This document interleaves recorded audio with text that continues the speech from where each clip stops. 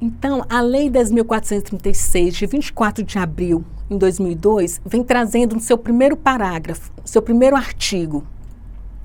Artigo 1º. É reconhecida como meio legal de comunicação e expressão a língua brasileira de sinais, Libras, e outros recursos de expressão a ela associados. Parágrafo único. Entende-se como língua brasileira de sinais, Libras, a forma de comunicação e expressão em que o sistema linguístico de natureza visomotora, com estrutura gramatical própria, constitui um sistema linguístico de transmissão de ideias e fatos oriundos de comunidades de pessoas surdas no Brasil. Artigo 2º. Deve ser garantido por parte do poder público em geral e empresas concessionárias de serviços públicos formas institucionalizadas de apoiar o uso e a difusão da língua brasileira de sinais, como meio de comunicação objetiva e de utilização corrente das comunidades surdas do Brasil. Artigo 3º. As instituições públicas e empresas concessionárias de serviços públicos de assistência à saúde devem garantir atendimento e tratamento adequado aos portadores de deficiência auditiva, de acordo com as normas legais em vigor. Só lembrando que essa é uma lei, por isso está escrito portador. Atualmente não utilizamos esse termo mais, falamos pessoas, no caso do surdo, são surdos. A identidade deles, a cultura deles é surda. A gente usa nem deficiente auditivo. No artigo 4º, o Sistema Educacional Federal e os sistemas educacionais estaduais, municipais e do Distrito Federal devem garantir a inclusão nos cursos de formação de educação especial, de fonoaudiologia e de magistério, em seus níveis médio e superior, o ensino da língua brasileira de sinais, Libras, como parte integrante dos parâmetros curriculares nacionais, BCNS, conforme legislação vigente. Parágrafo único. A Libras não poderá substituir a modalidade escrita da língua portuguesa.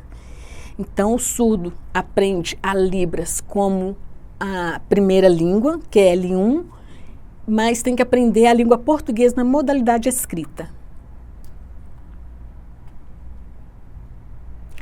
No capítulo 4, nós vamos estudar sobre a língua brasileira de sinais, a Libras. Desde a década de 1960, a quantia de pesquisas sobre linguagem na modalidade visoespacial aumentou consideravelmente. Há estudos sobre a estrutura, aquisição, funcionamento das línguas que vem sendo realizado no Brasil e no exterior. Há algumas divergências entre os importantes estudos feitos por Wilkins, Saussure e Chomsky. Eles questionavam se a língua oral e a gestual teriam pontos em comum ou seriam totalmente diferentes. Atualmente está convencionado que a língua de sinais é uma forma linguística legítima de comunicação. Ela não pode ser vista como uma língua mórbida utilizada por pessoas que têm alguma anomalia. A surdez não torna a pessoa um ser com possibilidades a menos ou impossibilitada, mas com possibilidades diferentes. Afinal, o surdo possui condições necessárias ao desenvolvimento e aquisição da linguagem e requer professores que levam em conta as diferenças culturais e linguísticas do sujeito surdo. Ele precisa ter professores que acreditam no potencial dele, ao invés de pessoas que subestimem suas capacidades cognitivas e linguísticas.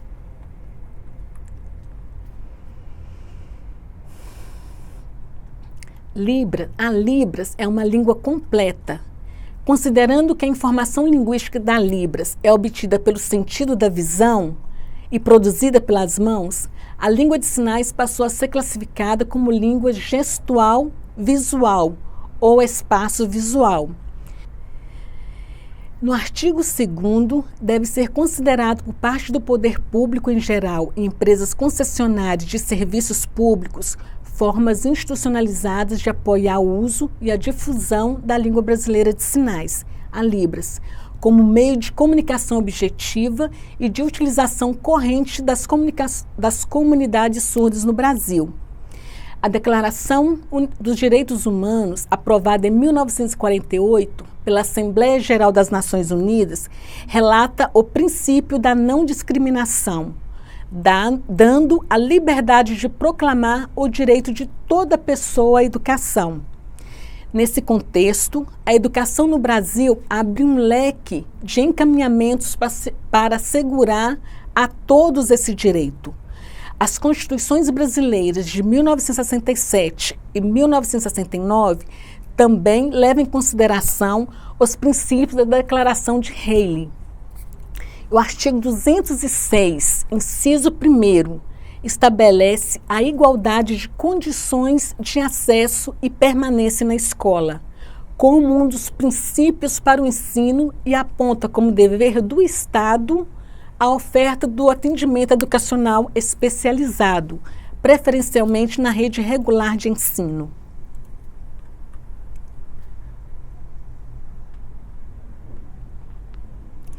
Capítulo 5, vamos estar falando do intérprete de Libras. Os alunos surdos precisam ser acompanhados com auxílio do intérprete da língua de sinais, profissional fluente na língua falada, sinalizada de seu país, qualificado para desenvolver essa função. Então, nós temos aqui os alunos surdos, que são bilíngues, ou seja, são fluentes ou vão ter que aprender a Libras e o português, o intérprete também fluente, bilíngue, e o professor que sabe o português. A comunicação entre professores e alunos surdos só ocorre de forma plena quando primeiro o surdo adquire a Libras como L1, primeira língua, e o português como L2, que é a segunda língua. Quando isso não ocorre, o papel do intérprete é vital na manutenção da comunicação entre ambos.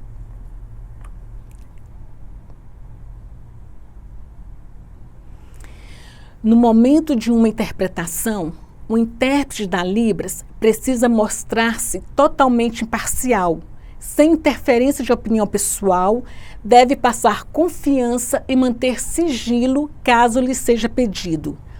Deve saber estabelecer limites no envolvimento durante sua atuação e prezar pela fidelidade oral, textual, ou seja, jamais alterar ou opinar acerca do assunto em questão. Quadro expõe de forma enfática os pressupostos desse profissional. Realizar a interpretação da língua falada para a língua sinalizada e vice-versa, observando os seguintes preceitos éticos.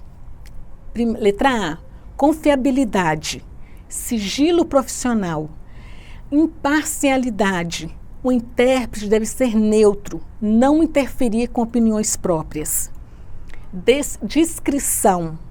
O intérprete deve estabelecer limite no seu envolvimento durante a atuação.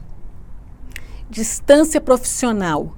O profissional intérprete e sua vida pessoal são separados. Fidelidade. A interpretação deve ser fiel.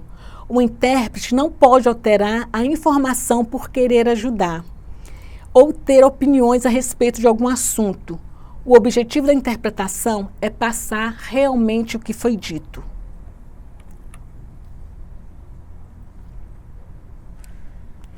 O intérprete precisa poder negociar conteúdos com o professor, revelar suas dúvidas, as questões do aprendiz e, por vezes, mediar a relação com o aluno, para que o conhecimento que seja almejado seja construído.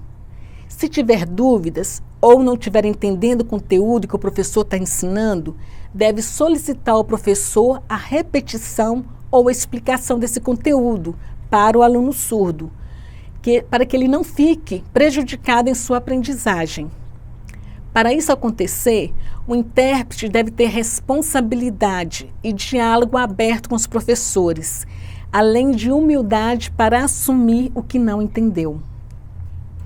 A tarefa de interpretar múltiplas disciplinas é exaustivo e difícil, pois para cada conteúdo, o intérprete terá que buscar sinais para enriquecer seu vocabulário, contextualizando e transmitindo conhecimento de forma fidedigna.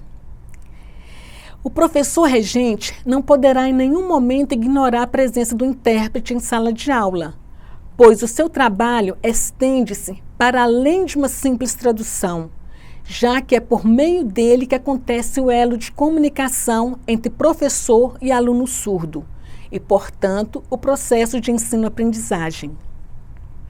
A atuação do intérprete é de suma importância, pois sem a sua presença se torna impossível para o aluno ou aluna surdo adquirir conhecimento e absorver conteúdos ministrados na sala de aula pelo professor ouvinte.